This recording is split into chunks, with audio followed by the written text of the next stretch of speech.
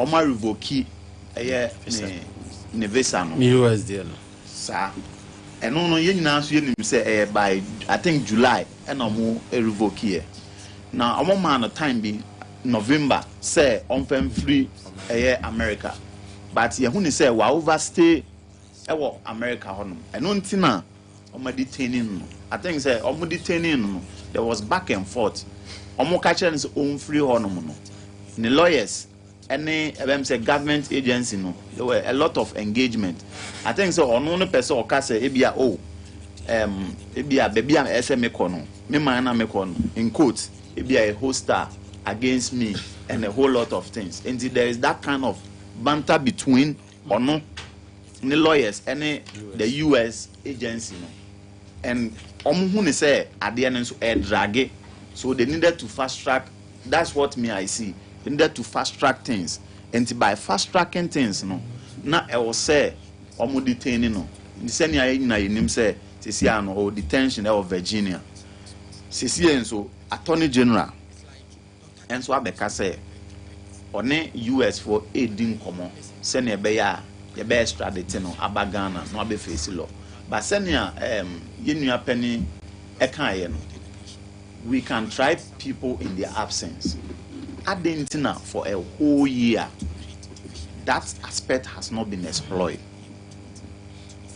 If it has not been exploited explored then I see say bringing him no in quotes is not all that substantive.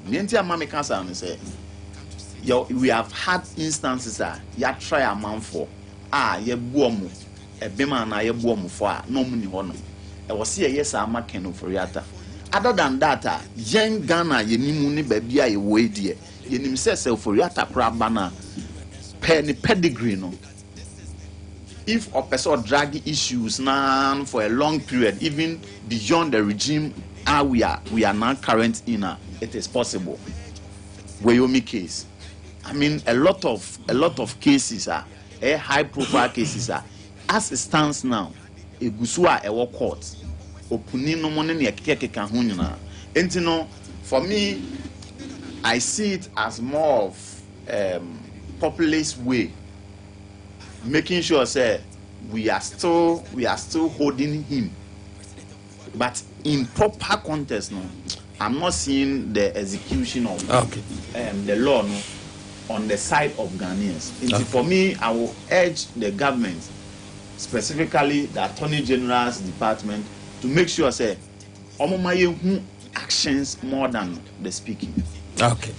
Medase Emmanuel Butche Senior, a lecturer, Amstead. Ono ena woten kan mame sanko Dr. Abraham Jemfi so na John Dramani mama 1 year in office and enema kika especially manifesto promises na document 1 year in office. I want to begin by saying a first year in office should be assessed by direction and discipline, and not necessarily by outcome. 1 year in office, it is the intention, the direction that we should assess, but outcome it will take a while. And seriously, and we should be honest, we share what this government it tells you clearly say their intentions and discipline. We may not get the outcome and for me I allow people to some extent, I agree, and I don't expect them to see any change. Because 1 year no air for policy directions, to 2022. We share see this establishing a yenya. We share in your manoma economy no. I say we are in Crawford Kasabe Blesa. We began for Oscar. In fact, this December, from November to December, I share high sense. She come with you Ghana for Oscar. Ghana for across the whole country. And you know, I want to say Abayano aye ade. Me say who be some part their mechanical opinion. In a do baby and I'm in Crawford, they are calling for the third term of the president. Keeping all things constant. which is not possible. It be a issue for another discussion. But the only thing I can suggest is that we should only take the president out. Let's replace the president and keep all other officers in place, especially the finance minister. So at forcing it good, Uncle presidency. We'll be some member there and to force should remain the finance minister. I say doing Katia should remain the chairman. Only replace the president. Let other institutions work and Ghana will be fine. The president, they are doing well. Now, we are hoping to establish, we move from a stable economy to growth. As at now, employment there, and once unemployment remain as it is. And America said we are not judging this government by any outcome there. We are only judging them by their discipline and their intention. What person ya nyoma ekokona try and say in nyoma betumi ayeye. Ade ba ko a eyehu complacency after so betumi stabilize your mind. Say obi dollar no yanko nanim wayade. If I'm not careful, what the sa na 4 year na so. Na yehu any major growth bia. Until we are hoping say baby ya wayade. So far so good. I am not giving the president 100%, but I am not failing the government too. Not 100%, but not a failure. Or born a home modern, but we are hoping say a better also. Now our result in growth. A Juma Beba 24-hour economy. 1 job 3 ships. A Juma Obia Benyabi. Sanya I campaign. Sana ye pese ye huno. But for now, dear, so far so good for me. We are only hoping say omutimu enyo de no betumi atoa so ahehye nyoma ama oman no akona obi obeka say aban no omo ne humodin bia no he's not being fair. At the pay omo intention there, at least we are heading on the right direction. We are only hoping for sustenance and we are hoping to convert this stabilization to growth and move here. Now 1 year manifesto promises women's banking senior wow can flashy programming 24-hour economy New Year you me find Christmas you me fa baby so Accra Kumasi Express Road and who so must start with forest no more park and no we are 3 years you bit to me we the promises in it is not possible. It is not possible. And it is not possible. And like I said, for me, I am not judging any. Now why say our mama say promises? If they know say it is not possible. You see, Ghana, how a dozen. It is not possible for them to use the 3 years even if they have started fully from the first year, the 4 years would still have been enough. Na yisu ame interchange kwa so start kwa say 2 years kwa say bedu na baburu yeah omo betoi nto 1 year twam I think say ba beto nti enukrampu no menya hu de o mai we start from macro now the ba besi so ame apart from pillars yes I'm not sure say bi o mai be even 30% e bi me ma adwem no but o me metima ka say 70% o mo say ukoje enukra wa 10% but who share there who say kwana ko nanim bias enukrampu nti for me I believe we say they will not be able to deliver 100% their promises and no I don't foresee that. However, certainly and we only pray for continuity. I think President Mahama said your percent obeja legacy bia nobody can reverse it. Sir, say anya kurampo no to make to foundation no be better aswa. I think it's better. It is one thing that for now we be say kisia be yen na because nanke ni msanka OSP office ne beba no corruption enko nanim anka ntina ba bi yetina na but if you are still getting corruption then the office is of no use. And the President Mahama, we are only hoping, I don't foresee so bit my 100% on the mandate. However, senior nyoma air so when we kurampo no be better aswa it won't be bad. Okay. Dr. Abraham Jemfi, a senior lecturer, Amstec, or no, no. Maintain an agent in Boating, founder and leader, United Front Party. The Fredo na friend Jataba. Wa Unipa. In fact, the first year, a banner economic issue, me bona baso. If he say nano me to fuel egu me kemu, me share baby a gauge na pije dra. Osempakani me nim feel I'm so much so ana. Aha, me who reflection. Me te say atiso, but me who reflection. I want me feel gauge, you know. Enti me call Bono region, me bedu ye no, and I'm sako to beam, and I'm who and I'm so we honum dear, or my idea. If he say, ye meal for reata, ye can ask him na pensi. Petrol coyer could do best sister city so per gallon. Enti no, these are some of the things, big lion, me your mama, my friend, a big lion. Wa bomodin, was near mano. But a true baby, economy no.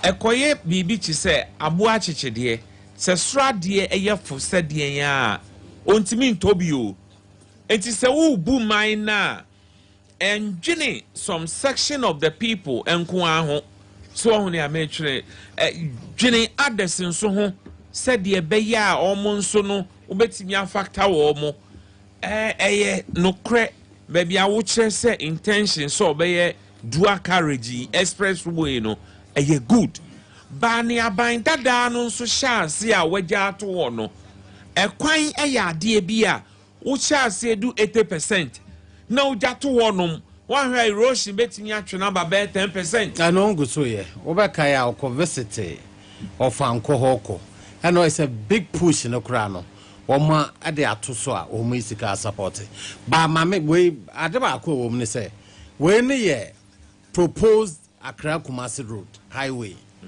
So person free Kumasi Kwankra ya. Omo planning o mine. Baby o mi to hono no. Anya John Dramani mama na akoyi. But ni ono ye ne say sa kwan because of say ye short. Ne baby o mine na san ye express no ono ne time no obeye no. But ni order da na ye nananom ofri kuro kese na akọwe na akọwe na akọwe na wono. Eno so mo ye. O say emre bi atwam na afa potrase. No afa si akwa.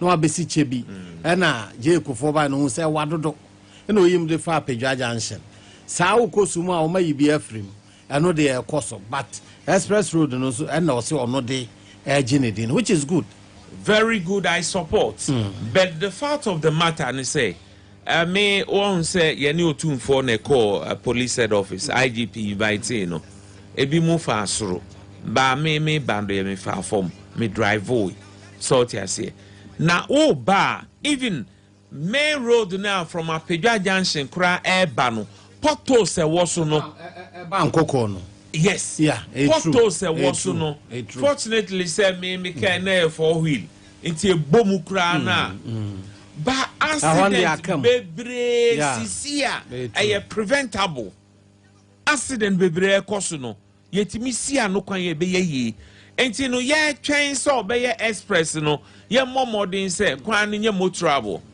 wo me fa akonya we so nchia prophet adum chedua okwa akoda nyame ase end of the year yi hwe senke ye wodua carriage enka traffic a esi ye no enka ensi because one way crowd block here one way ni be flow no be bona basu cassette answer adena okoya sorry nam si no. We should find a remedy to the solution. So, remedy to the problem. Because sekwan no wo hono ma enka emma traffic na den ensi. Enti ni aya esre ni se ni first year no wa bomodin ewo economy no ho ba amanfo ehia ewo ho. Akwan bi no mo hya ase no ewo so hwe kwan a industrializations ebetimi aba. Mechanization of agriculture ebetimi ayeden aba eno ne manipa ayeden ehun towo mo hwe akwan ya da mo animu ha ye o omo ye kodu be 70 or 60% be some the man new contractor obe shase wo be 30 so these are some of the things ebo omanika enti omo momodin they should concentrate on the dollar alone na dollar problem no ade ba ko a yen hye ne so say reserve na ye di cushion dollar no if I were the president me the baby industries dey na ma dollar koso the more you import o kra niema ba wo memu no na wo cedi no ho mete na ebre ba sa wo industries a wo export niema dollar ni mom no ebeba form amount enu anie dollar bebrebe adan ne etu oil wa ha ne ekra crude edebra oil refinery na yen oil no de agese de corner de percentage abre yen adan ne percentage no kra no yen refine wo to hodom what I say enti no dollar nsem bebrebe no eye import niema ya peg no to the international way oman Togo wo ho nyina no Togo almost in etie bia no duty free but they are surviving enti no me dollar nsem no de obi kan wo mu say no ye kra bibia ba oman no mu na ma dollar ho hia by ye start say industries ye niema na fertilizer ye kraba bebrebe no there is a way ye betimi aye bi wo hanom a ye nso betimi export to be e de age dollar cry den e de abaye memu poultry feed ye kraba bebrebe hwe enkuko funu ye kraba Ghana san maye yare kura no e maye sidi ho kire ye no and then ye mwa poultry farmers na poultry farmers ntimi and create employment omu create employment na ye be no at affordable rate e better than ye papa da ko farms no export to kusua eko Germany any America samre ni ensu dollar o enti so be the dollar economic yastika is good saba from sepetro ye ho atoye na momu no ye ma ye ni nko ye local industries no o my Ghana ya ye chi say bibi agise ye kra ye yare so na yakọ amanone say adie research center e wo akuape mampon yi UC ben ye use no onim say about 90% of enura ye use or Ghana medical centers ye kraba and the Center for Scientific into plant research plant medicine can't we get remedy ye di be hwe ye ho yare aso man Ghana sani mano ne yesro mampanyi mama say oma nani nkoso ye nuanu mo ewo universities yi no one more allowance find more research ni enya so many solutions to our problems medasi nana ejeni Mboatin founder and leader United Front Party adodo na afreni jataba na no esi Emmanuel Botwe senior lecturer Amsteg mama minti medasi Osempakani say ofa kwadwo so me chia na obabi a wo se ofano mahama 1 year na mpanimfo se ebi da wanum a e na ototo a yeden ebene se oba na se ebi ni honum a udi kan hwe se ubedi kan a maintain ansa na wa make progress ni nti ameka sa ne se ni edi kan enema na ha Ghana assistance now say we are import driven ye krane ma bebre say empo ewo ho say empo a lot of Ghanaians they have a taste for foreign goods to that of Ghanaian products enti say banesa na adien na bema wo economy no will be in shambles ne bema wo economy no will be in shambles no will be sika ye de eden ye de koje sa na ma no say one maintain ni honum ni year. So in essence no there is a need because we share government no new government no agenda no say you want to make sure that those macro economic indicators no are stable. And when we talk of the macroeconomic indicators, we are talking in terms of 1, inflation, 2, depreciation, 3, debt, 4, import covers, among others. Enti, Ubefano say, Emra government no ebayem. What were the indicators, the macroeconomic indicators? So, Ofano inflation, it was hovering around 23%. As it stands now, it is 6%. Into that on that score, no, it's a tick. Ofano interest rate, it was hovering around 30%. Now it is saying it's 11%. On that score, it's a tick. When you come to your debt to GDP, it was more than 80%. Now it has come down. So that one too is a tick. So these are import covers. I think it was 3 months. This year we have 3.5 months. And see, that one too, there has been an improvement. So when you check those macroeconomic indicators, all of them, they are in the right direction. This morning, dollar to CD is 10.47. Nti se ofano sa stability friends analysis there, then you can boldly say President Mahama has done very, very well. But then we now move on to young Ghana for no. Any man we're looking say 24-hour economy na ebesha. 2, we're looking say because based on the campaign promises say galam say etubeden ebecha. We're looking forward say mebuno no omo ana omawie school, especially the nursing trainees and then the colleges of education omo nyina no ebenya adwuma. Then we're also looking, say, in terms of general unemployment rate, ebeba form. But as it stands now, on that score, and not there, ankoye. That one we have to be frank. And looking at these indicators, me say okani no bom dia. Then President Mahama has done a very good job on the macro stability. And we know, say, if your macro stabilities are now stable there, then you can now move on to actually execute other things, i.e. construction of roads, making sure you open up industry, factories, and then other things. And one thing that we have to also say is a woman say inflation is coming down. Inflation is not deflation. Inflation is about the rate of increase. The rate of increase at the end of 4 cities. Now say the rate of increase near 23%. But the emphasis said 10 cities. It means that there is a likelihood that next time at the 10 cities, no better on the 12 cities, 30 pesos. But if the rate of increase, that is inflation, is 6%, then it means that you are going to buy that thing at the rate of 10 cities and 60 pesos. Into amount for because as it stands now, ebia na ade ane eton ebia 4 cities. Ya 2 more. The whole thing is that is a rate of increase that has been reduced. Into senke ebia sisia no, senke ebia oto ade no, ebia 4 cities sisia ebia better be 4 cities 50 pesos. And during that time now, and ebia better on ebia 6 cities or 7 cities. Into that we have to educate the populace.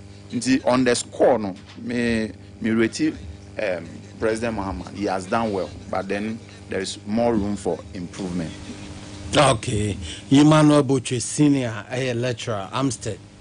No, and our tenant can. Abusua, where job opportunity, where Juma and Abamau, den Juma. I poma omutumi Juma Kubi promo mutumi ton near my ye.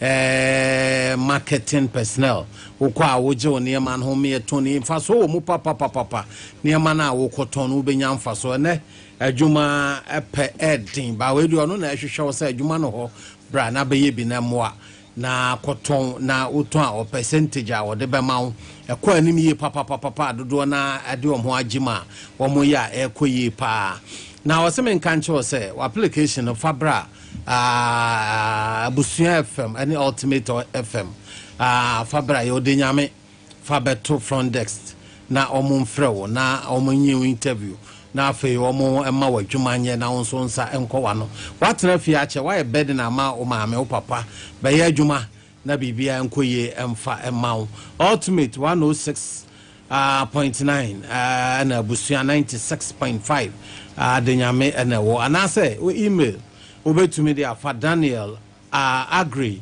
994@gmail.com. Now they are for na BBI kama de amampanfo ebrad mitumi hu say ebetumi a minute e wo your last topic na na say ye fanya doc ma men sha say a minute your last topic no January 31, right? We are wishing them well. The Amepe say it takes a stronger, full soldiers party to win election. Makasa Ghana aha ya wono. Ya in fact candidate near the winning election. Yeah, the party, a stronger party near the winning election. Okay. Yeah, the candidate in the winning election and Kibianka Abusua Pakwe Sindum, and they have been presidents. Okay. And it tells us a candidate in the winning election, but yeah, they are stronger party. And when going into their elections, BB on to keep the party together, and they're saying here. When we win the primaries, it doesn't make you a president. But one thing that I fear for MPP is that they are very strong when it comes to internal elections. But you don't see them. Within internal, with internal, internal election, is not just a luxury.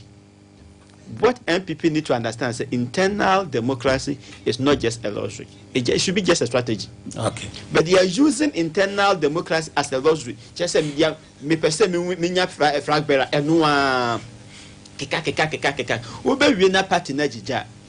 Unko baby me say with a weaker party even Jesus Christ will lose election. Okay.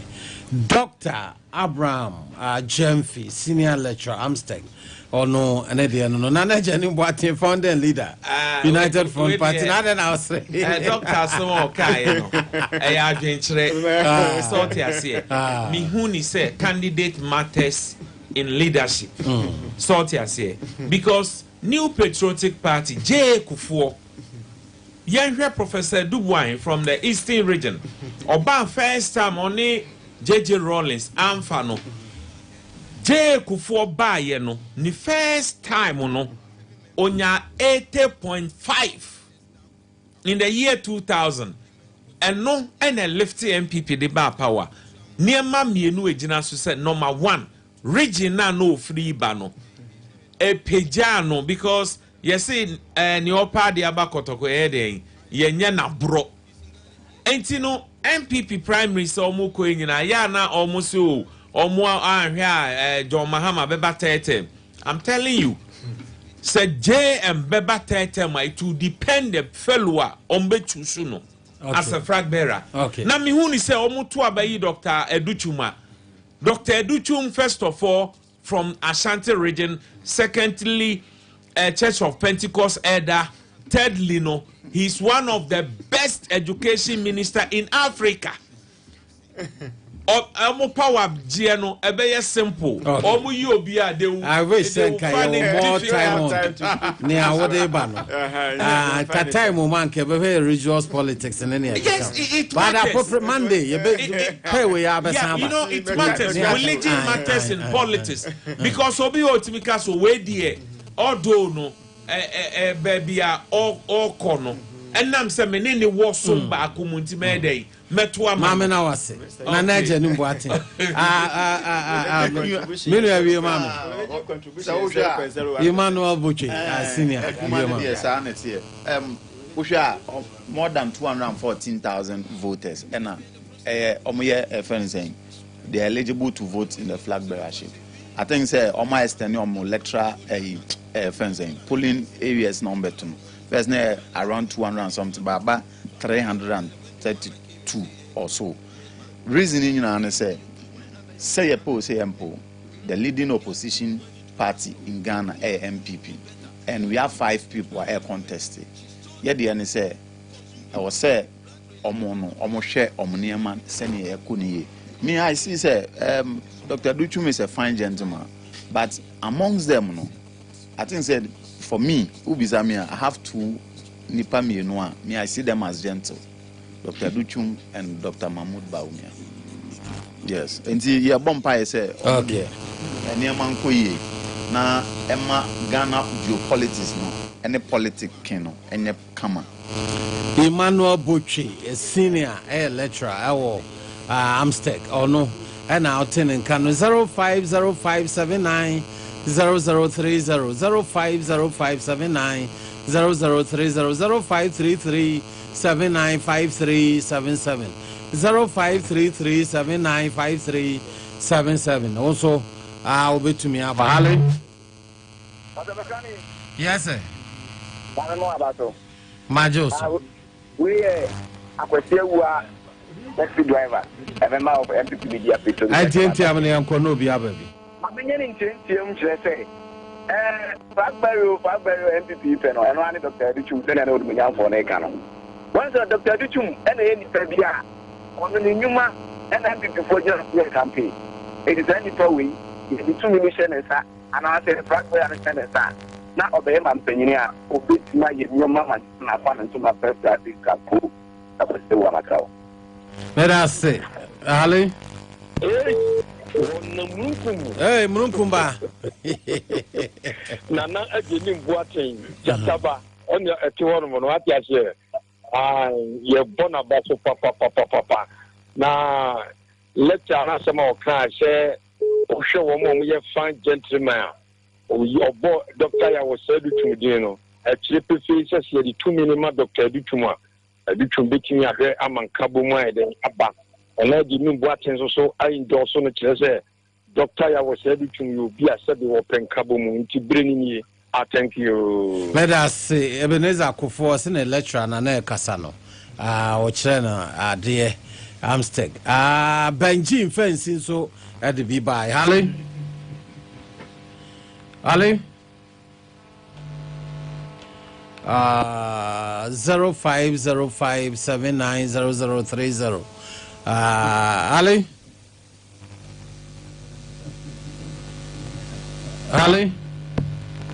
Osempakani. Yes, sir. What am I official? Majoso. But you there? The Pacho Jackie Plamso. Aha. The good long qua, you use a one and Kagana. Why you? A quite so we are Jackie Plamso, nay, Adoja. I've been going and never count and then the other moment when you find my. Yo. Yeah, that's it. Holly? When you cook for Osempakani. Hey, could we watch it? That's it. Happening, and you have your phone in a Tamafayam Chiawati, and to the papa to the Kadiki Dubai on Yamisa Tamafayam, and a Tamanako Timintia, and a million of Casa could see on Kanakumantonium. And all the Danko Kufa, the Nima Pony or Yano. It be named Jackie from some Future Kumo, and I'll be Mikuma the Jao once to me. The same thing. It's your pompa, it's a Euro Tonto Mani Mahama, or Bay yes, Edmediano, Ama, Asweni. It will come out to you, and you never know. 1 year in government, Euro Tonto Mani Mahama, Abemu. No question, say, yes, sir. If you say, me a Jumaini, me a carpenter, me Konami Cotoniama, you say yes, Cloud didn't make a cahono, any form no, as what a tiamame. It means to be a Juma. Now, Miss Matt, it's so much before. I was a no Caseo.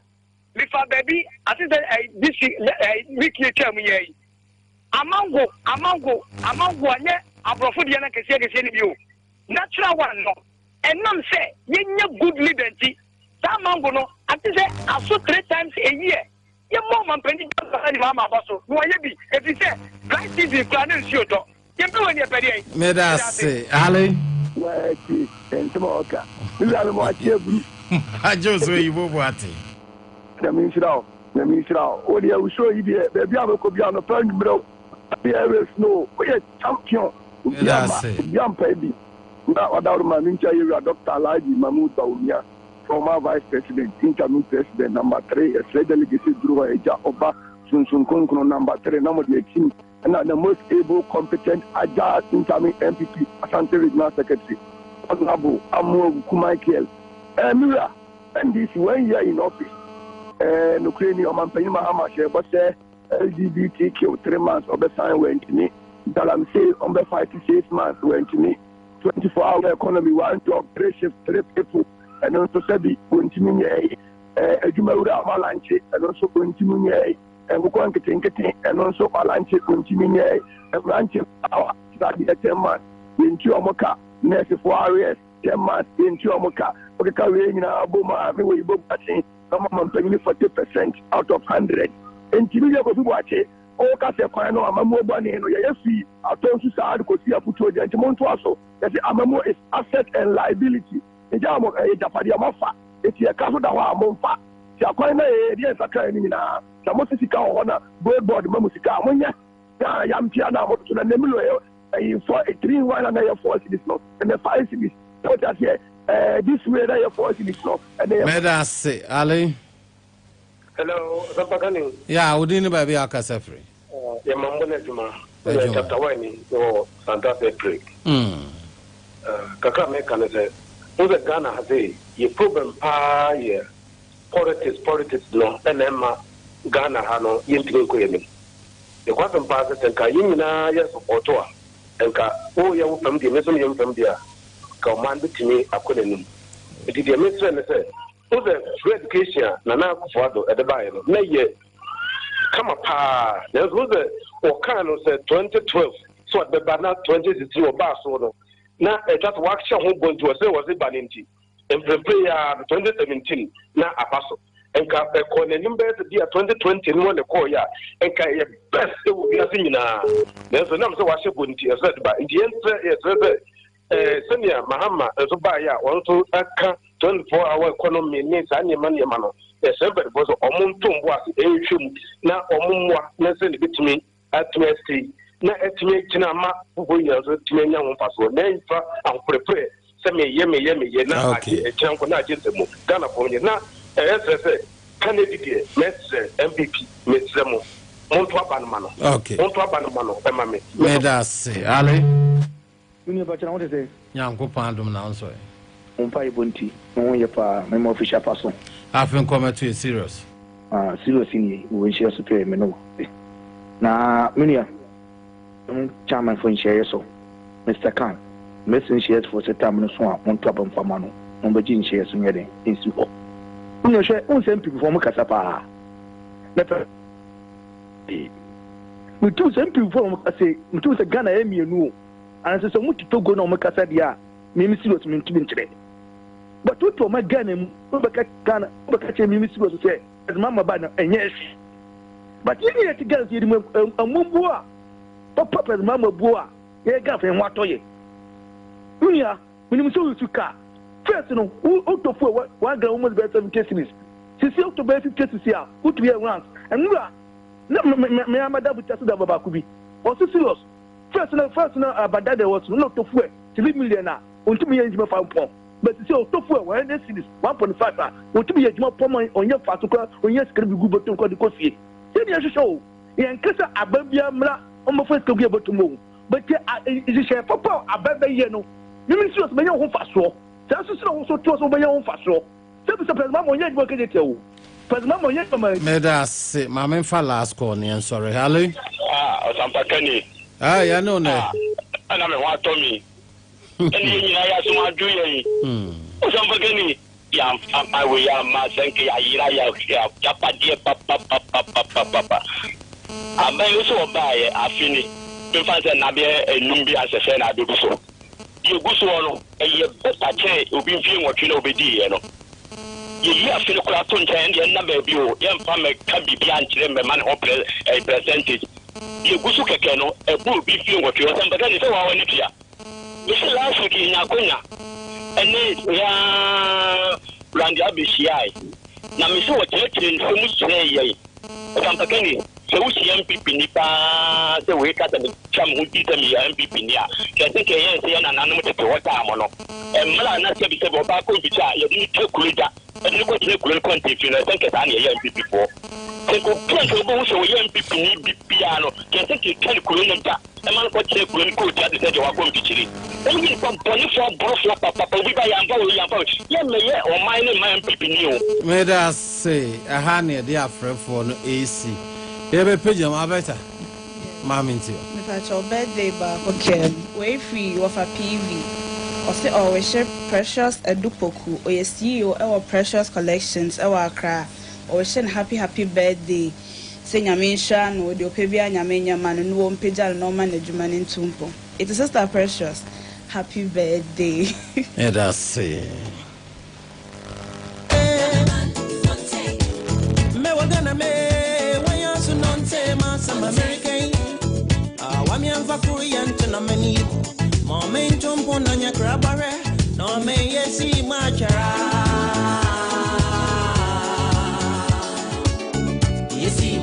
Abusua sedane ya de mawo.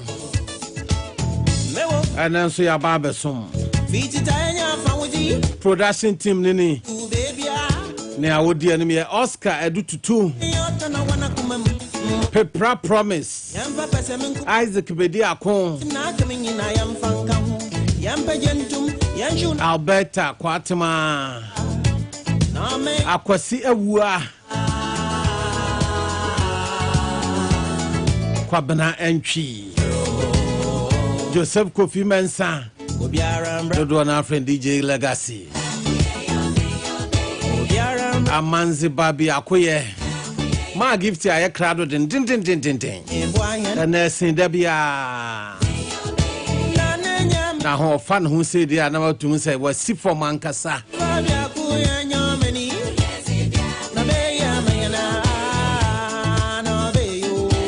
Jamu di amana no ato aso ama. Bedi de beneza ya jona betumi aframe Osempakani. Odomfo no ya aduma e kina ya besan ba besomo. Abusua adwenkyere ya damase. Monkoso ana munti.